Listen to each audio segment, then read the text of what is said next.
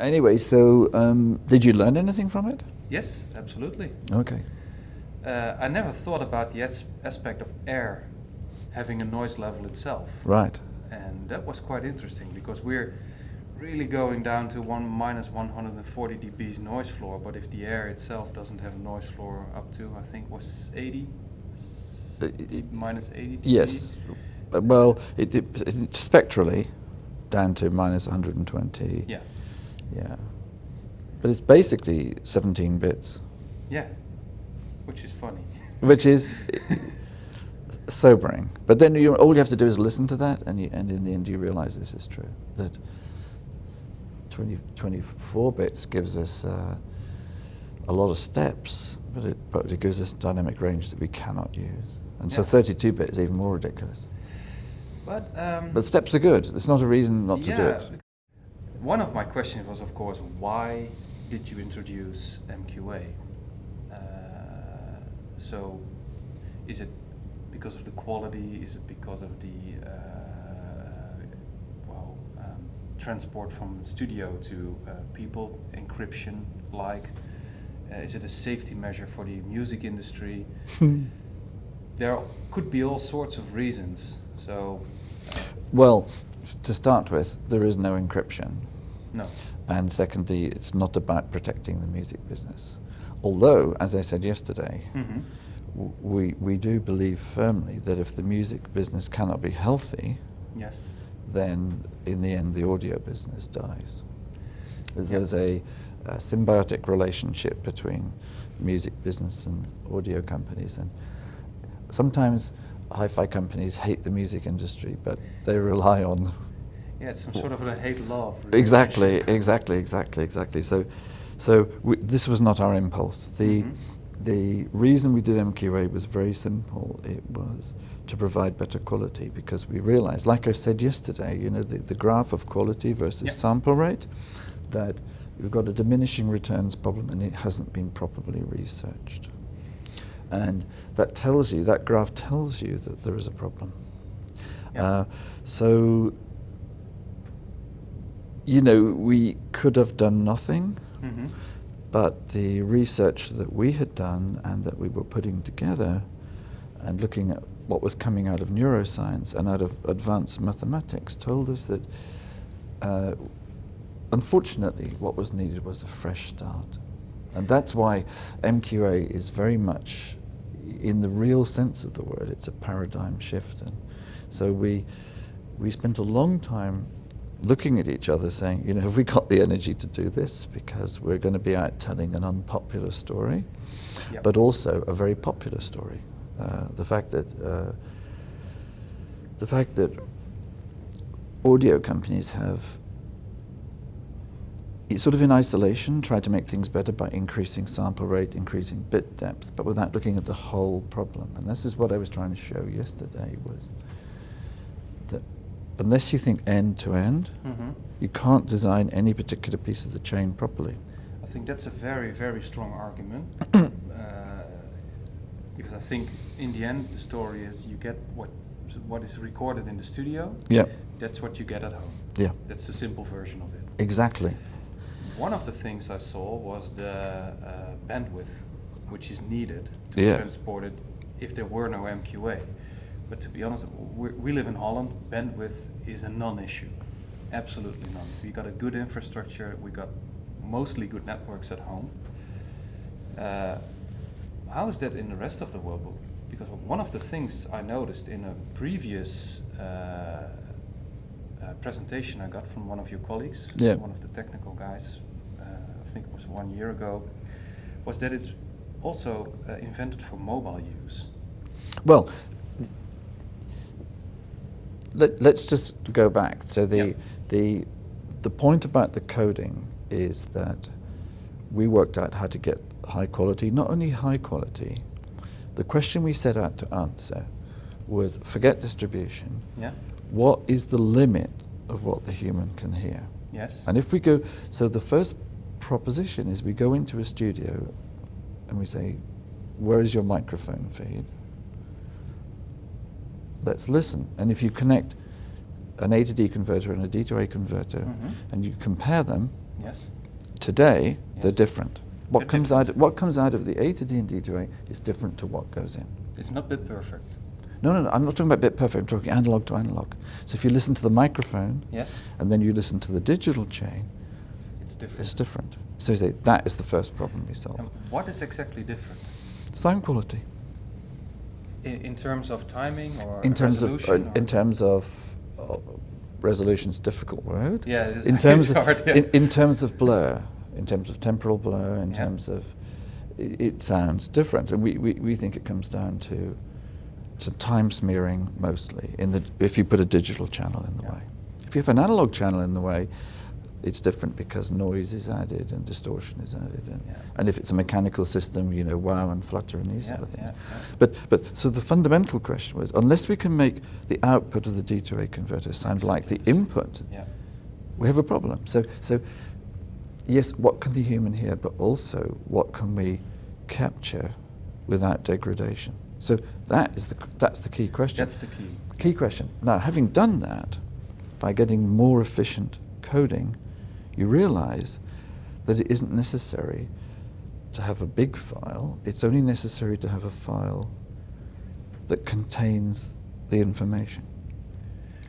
Now, by that we mean we're not throwing things away. You know, lossy codecs very arrogantly decide what you can't hear and throw it away. We're not saying that. We're saying there are some things you can hear and there's some things that you can't hear. But the music is known, and that's why when you look at our data rate curve, it comes up, you know, to 1.2 to 1.6 megabits per second. This is because that's as big as it needs to be. So we weren't trying to make the file small. We were just trying to make it the right size. And one of the aspects is one of the things that I noticed in our reader group is that a lot of people say it's packed into a FLAC file. So there's well, it can be. It can be. Okay, well, because there was another question I was wondering about. And some things were thrown away beyond 96 kilohertz. That's what... yes, some things are... So it is a lossy format. That's what they say. Ah, well, yeah. But that's why the last picture showed you where it was lossless. Yeah. But to come back to the... you asked me the question earlier about bandwidth. Yeah. Our goal was not to reach a bandwidth target. Our goal was to code the audio correctly, right? Some people say, oh, it doesn't matter, we got all this bandwidth and our Ethernet's great. Yeah. However, this is not a practical viewpoint because data always matters in the end. Yeah. And data always matters particularly in other places. For example, the cost of receiving data on mobile in some parts of the world is huge. If you're a Japanese audiophile and you want to take something like the Tidal streaming service, the data plan is going to cost you 5 times as much as the subscription to Tidal. Seriously? Seriously. Okay. And in other parts of the world, same sort of thing. Although in Scandinavia and maybe in Holland you're well connected, large percentage of the world has 1 or 2 or 3 megabit per second connection. So the other thing is, we think that it doesn't matter if you've got a wide data pipe. It's inefficient to use more than you need, and especially when it comes to sound, for example, being attached to video. This is the whole history of audio in any format like DVD and so on. Even today, 4K format. Many standards bodies think we should have 4K video with AAC sound. It's like totally illogical. Yeah, so it hurts. So if we can make the audio perfect without being too big, then the opportunities are... So you see another future for MQA regarding application. So it's not only for music, but it could also be used as a soundtrack on 4K video, for instance. Oh, absolutely. I mean, wherever high quality sound can be, because you know, in movies, theaters, virtual reality, live concerts, people care about sound quality, and so if we can provide the sound of the studio, why not? This is the proposition that we bring to the music companies. It's like, why give them MP3 when you can give them the real thing? And it's not that we're trying to protect assets, not at all. The authentication, which is the only thing in the stream that is secure, is the signature, is to prove to the customer that they got the right thing. But to go back to the lossless lossy part, because that's a little bit unclear for me. I never got a real answer from one of the guys at MQA. Some measured it, say it's lossy, and they don't listen, but that's aside the point here. Is it a lossless or a lossy format? It's both. It's both. You can't, the thing is this, they cannot measure it to find out if it's lossy or not. Yeah, I think you know the article from Benchmark and from Lynn. Oh, yes, but these guys are armchair theorists. They have not understood at all how MQA works.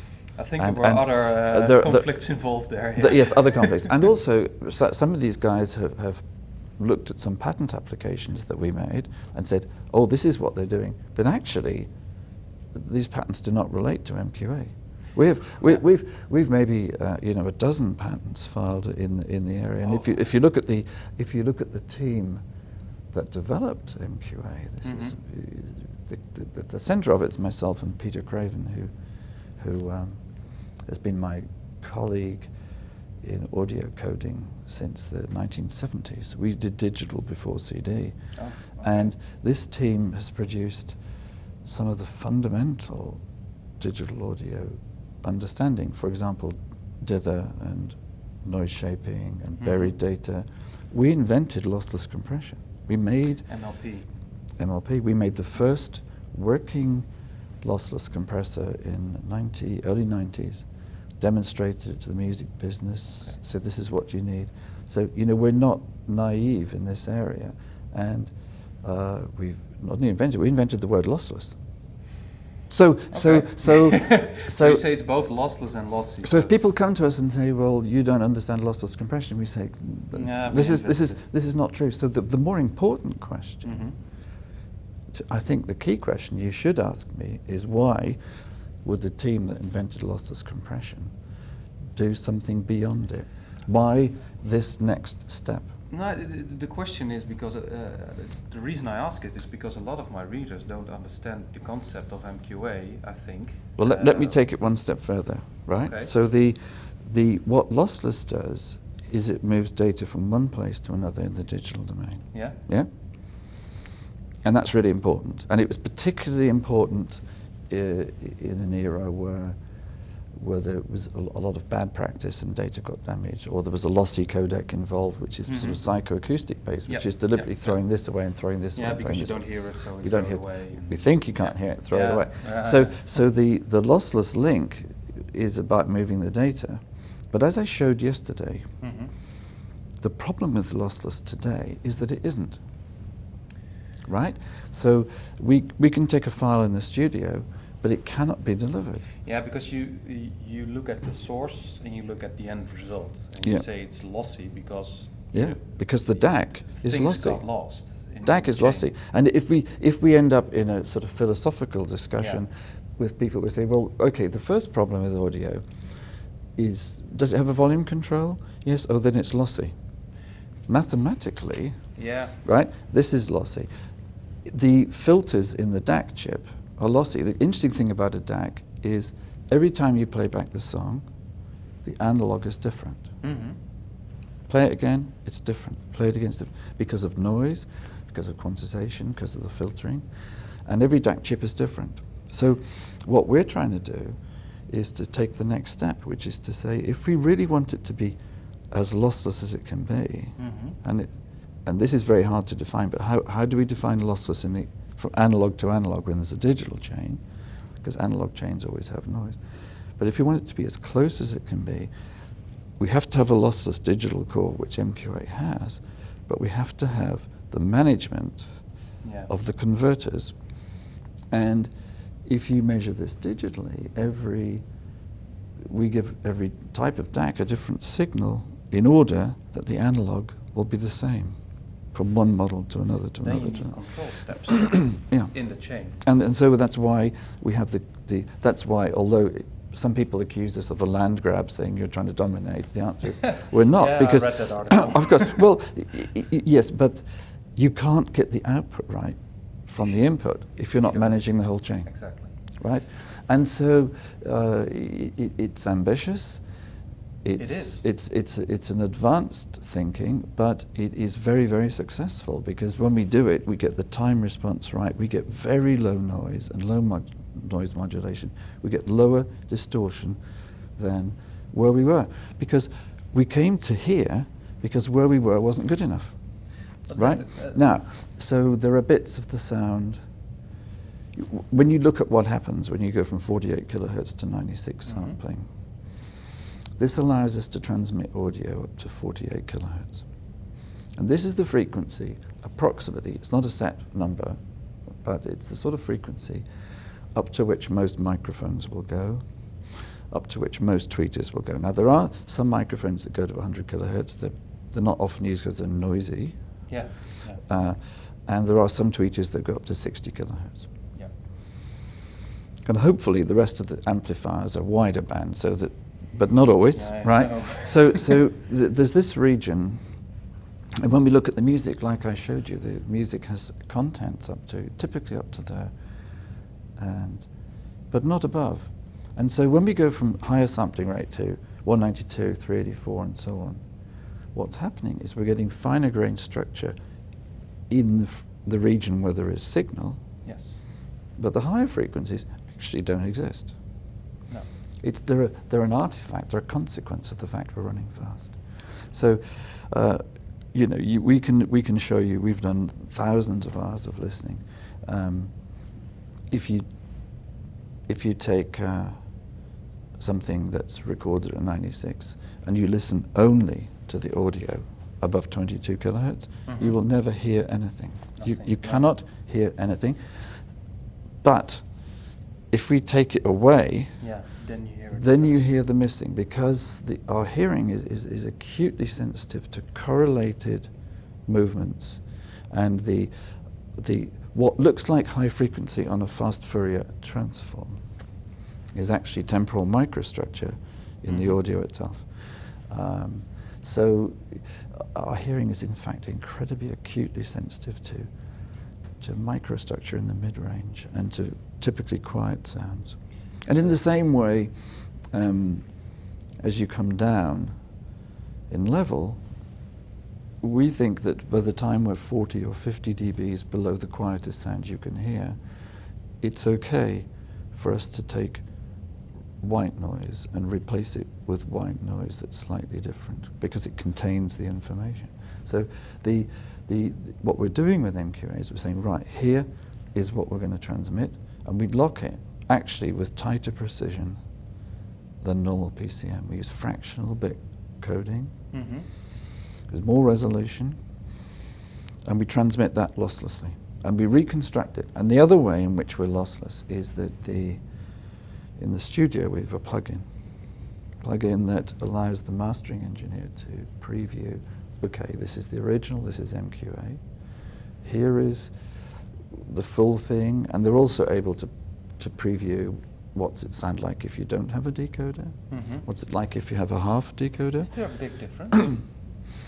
There is, and let me finish this bit. Yeah. So they preview in the studio, and the stream is signed. And that stream, what is heard, is delivered precisely losslessly to the customer. When the light comes on, you are hearing what they heard.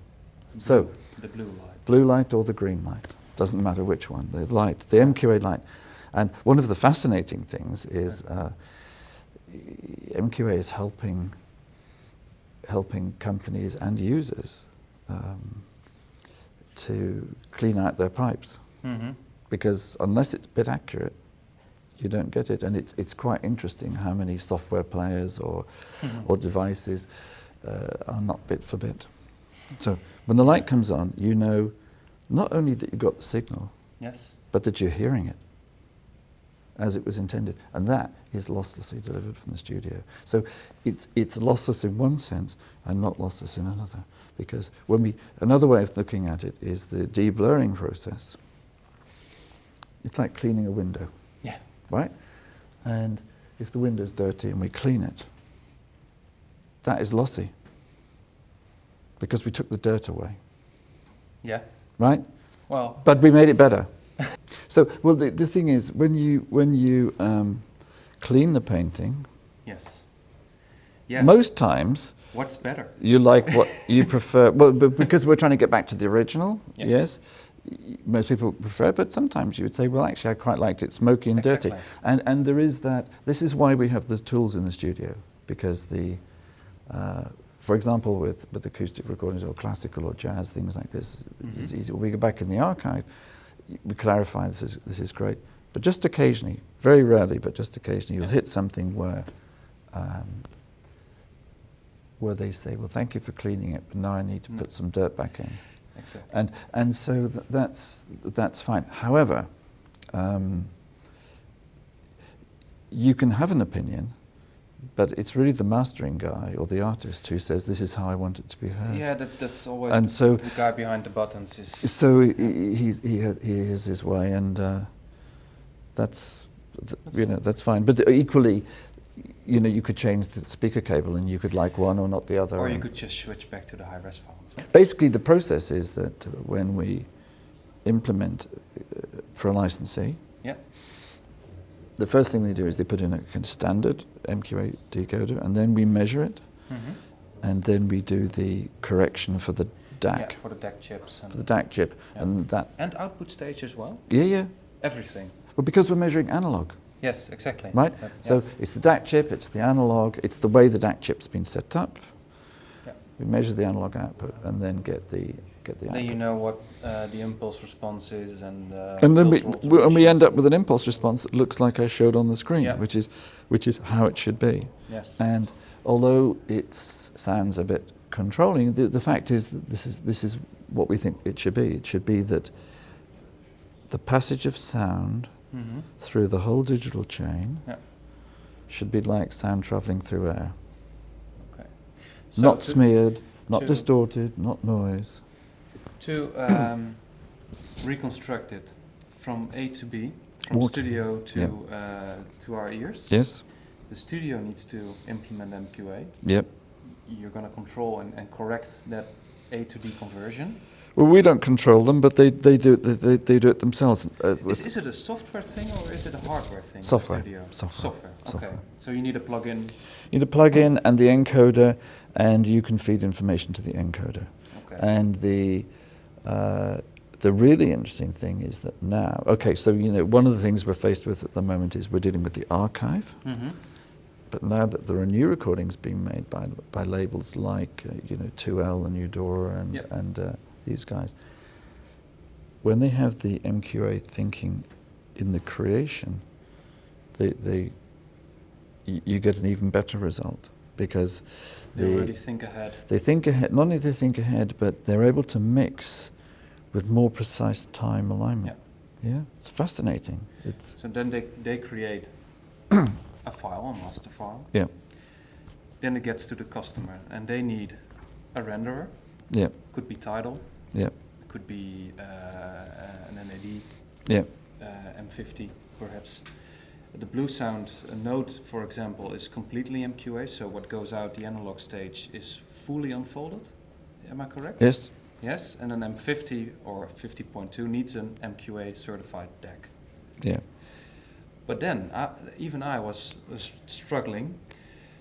Can I use a normal digital output to a DAC to send over the MQA signal? In what sense? Digital. Can I use the digital output from an M50 renderer? If you connect that to a normal DAC, then you get better than no decoder. Yeah, it's stage one. You get stage one, yes, but you don't get the full thing, no. because the DAC is unknown and the DAC is not complementary to the encoder. Yeah, and the DAC is not complementary to the encoder. See, what happens is that for every song, and it's on a song-by-song basis, or a work basis, if it's classical, you may say this whole work is a continuous encoding. The encoder makes a choice about time-frequency balance, which it communicates to the DAC. And so the encoder and the decoder are complementary to each other. They work together. Right? Now, if you don't have the DAC, you still have the benefit of the deblurring in the studio, but of course it can be blurred again by the DAC itself. By replay.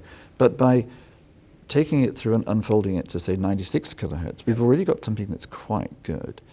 And why do we allow that? Well, because that's a very appropriate thing to have on a PC and so on. We can't do the full unfold on a computer because the DAC doesn't make any sense, or we don't know what the DAC is. So we go this far, and that is previewed in the studio. So when I talk about the plugin, one of the things they listen to is, okay, this is the full thing, but what's it sound like with no decoder? What's it going to sound like in my car, in an iPhone, on a tablet? So these things can be previewed. One of them is what comes out of Tidal or Audiovana, right? And you can connect that to any DAC, and you get a result, which depends on the DAC. But buried in that signal is information that a renderer, like the AudioQuest product, for example, will say, okay, thank you for doing the first part. I'm now going to finish. Right? And the DAC is doing the best it can do. And obviously, if it's a little USB thing, you get one result, and there's no substitute for hardware, for good hardware to get. Because the analog stages are still very, very important, right? We're not solving the whole thing. No. We're not fixing a loudspeaker either. So that's basically what happens. But suppose I would run to the store now and buy an MSB DAC. That you probably have to wait a while for it to arrive, but yes. But if you do, it's MQA compatible. Oh yes, and beautiful. I would use the SPDIF output from my M50 renderer and put it on there. Would that depends on the model. I think their first model it only works over USB. Yes. Because it needs to know what the DAC is. No, that's not the reason. Because if you have a full MQA decoder, the signal can come from anywhere. Okay. Okay. So it's not that this is a hardware question, not this is a hardware question. Yeah. Yes. So the MQA file, which is fully folded, which is what you can download if you go to file. It's embedded in FLAC typically, but if you go to like Phonophile, you buy a download. You got a file, and this file will play anywhere. Yes. And if you send it over SPDIF to, let's think of a MyTech, over SPDIF, AES, optical, it just says, oh, that's MQA, decodes it. It recognizes MQA? Yeah. Okay. It recognizes it instantly. I didn't know. Yeah. Okay. The decoder not only recognizes it, but gives you MQA from the first sample. In the bitstream, yes, that's right, it's a pattern that says I'm MQA, and furthermore I'm MQA, and you've got to play me back at this speed, and this is all the parameters for playing it back. And it also says in there, and this is, name of song, artist, and ISRC code. So it's all in the audio, right? Comes out, and the decoder recognizes it and plays it back. And because it's a stream, not a file. No. Now, when you put it into a file, we add to the header some information which is helpful for human reading, but also helpful for software, so that soft players like Audiovana or on a portable player or on a phone can say, this is an MQA file for your benefit, right? But it doesn't actually use it in terms of playing it back. But there are two stages for MQA. This is just to summarize it for our viewers. You got a renderer, and it spits out maximum 96 kilohertz. No, that's the core decoder. The decoder, the core decoder, yeah. Then for the full unfolding, you need a DAC. Correct. Yes, so it work without just normal FLAC CD quality. Yep. You can do stage 1, that's maximum 96, and then you can do stage 2 for the full MQA. Correct, experience. and there's one or two other stages in the middle, but basically that's right. So we have, Why is it like that? Well, because it's hierarchical. Yeah, It's because not everyone can buy a full throttle MQA system. Just not only that, but it works with all sample rates. So we say it's hierarchical, and the one of the key things about the MQA file, one of the things we did design into it deliberately, was that it could be played back with no decoder. Yes. So everyone can hear the music, everyone can enjoy it, and the quality you get is better than CD. It's better than CD because it is de-blurred already, so it's much less likely to cause significant ringing in the DAC, and the noise floor, as I was saying yesterday, is very well managed, and that's not because it's noisy. Is it the same, or is it higher or lower than CD? Yeah. It's typically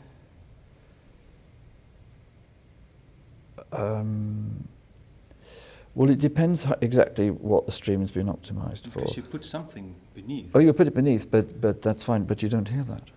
No, I don't think either. But no, you don't. So, but if CD quality is only 16-bit.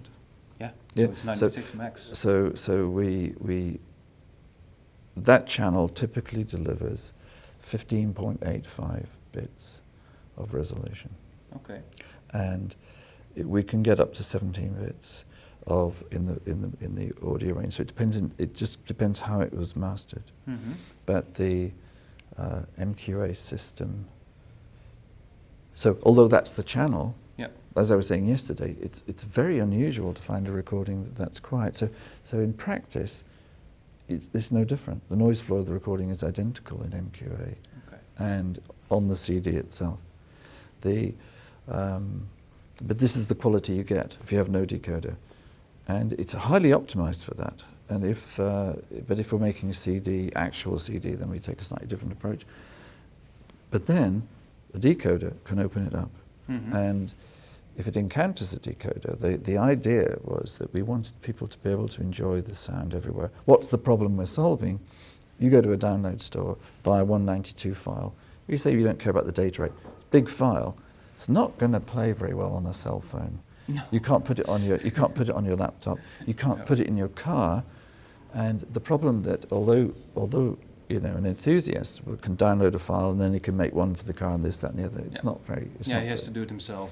So the idea is this is one file plays everywhere. We call it the last mile problem. Yeah. Right. So you have a file, and you don't have to think about it. No. Play it on your phone, you hear it. Play it on the tablet, you get more. Play it on put it in your car. The car is going to cut it to 16 bits. Yeah. Play it over AirPlay, it's going to be cut to 16 bits. And that's why when we did the rather complicated burying system, we arranged that the time properties are maintained if you cut it to 16-bit. That's why the MQA CD is way better than a CD. Yeah, right? I was quite surprised to see it actually. Yeah. The MQA CD, I was like, what is it? Exactly, and the full opening is it high res after you play it? Yeah. It's not as high res as the 24, but it plays back. Let's say the original recording is 176 or 352. This is what it unfolds to from the CD. Yeah. It's astonishing, and it's really, really, really good. But you need a special CD player. It'll play on any CD player. You need a decoder somewhere. Yeah, At the moment, although Technics and DCS and a few others make CD playback systems, or Meridian has one with a decoder. Yeah. But as long as you have any CD transport or Blu-ray player that puts out bit for bit, then you can plug it into a decoder like a Mytech or something like that, and then it opens it right up. So now for the last...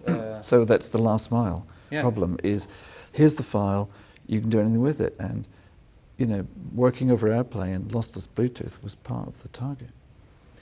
So what's the next step for MQA? I mean, you got a few big hardware suppliers. Sony Music is in, Universal, Warner. And Merlin. Yeah. Independents. So 2L is already recording quite astonishing material. And MQA is their delivery of choice. Yeah. And I heard some recordings, and they're just remarkable. And there's several labels like that who now feel that MQA is their premium delivery, even though they record in DXD file. So what do you think, when do you think MQA will be fully matured and in the audiophile's home?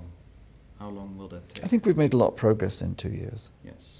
You know, some people say, well, we'll wait for the music, and if the music doesn't come. The music is coming. So Music's coming. And they say, why did it take so long? And those people who really understand that actually that's... It's really hard. But this is actually quite quick, right? Yeah. So many people are adopting it, people like it, because the opportunity to stream high resolution, and this is the fundamental proposition of why people might want it, is why would you stream anything lower quality when you can have the sound of the studio? Yes. And when you can have the sound of the studio, and we build the interactivity with the artist that says, not only are you hearing it, but this is how I wanted you to hear it. What's to be lost? It's fantastic. So that's moving forward quickly. Of course, we've been very busy also because people to listen to music everywhere, working with getting MQA on cell phones and getting it working not just in the MSB and the DCS, which is fantastic. You need smartphones. And smartphones. Already, it's in the portable players from Onkyo. There is a smartphone already from Onkyo. Android, iOS. This whole rollout. So it's going to take time. But the idea is not that we're trying to dominate audio. It's simply that we understood that there was a problem, and to fix digital audio in a way that's backwards compatible with the existing infrastructure was the trick. If we could have said, okay, we've got to change the way sampling works, but you've got to change your iPhone. It's not going to happen. No one's going to do that. It's not going to happen.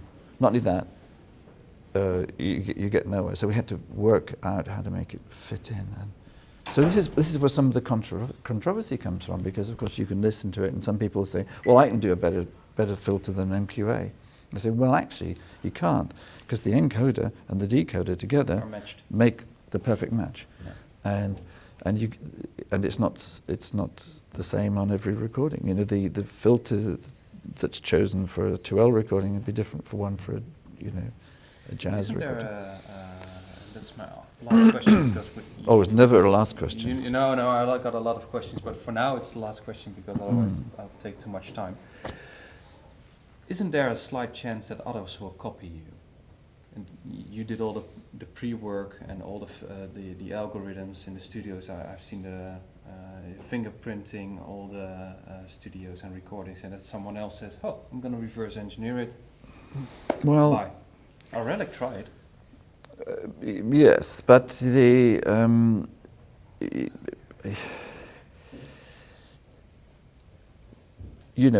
coming to an industry and we're saying there's a problem and this is how it can be fixed, and it's end to end. So somebody can imagine that they want to do that, but they can't easily reverse engineer the whole chain, because the hard part of MQA is not what you see with the hardware partners. It's been the 5 years pre-work of building trust with every studio and mastering group and the labels and people being happy to release the music. It comes back to the music, and this is not an attempt to be monopolistic, but the fact is they have to release in something.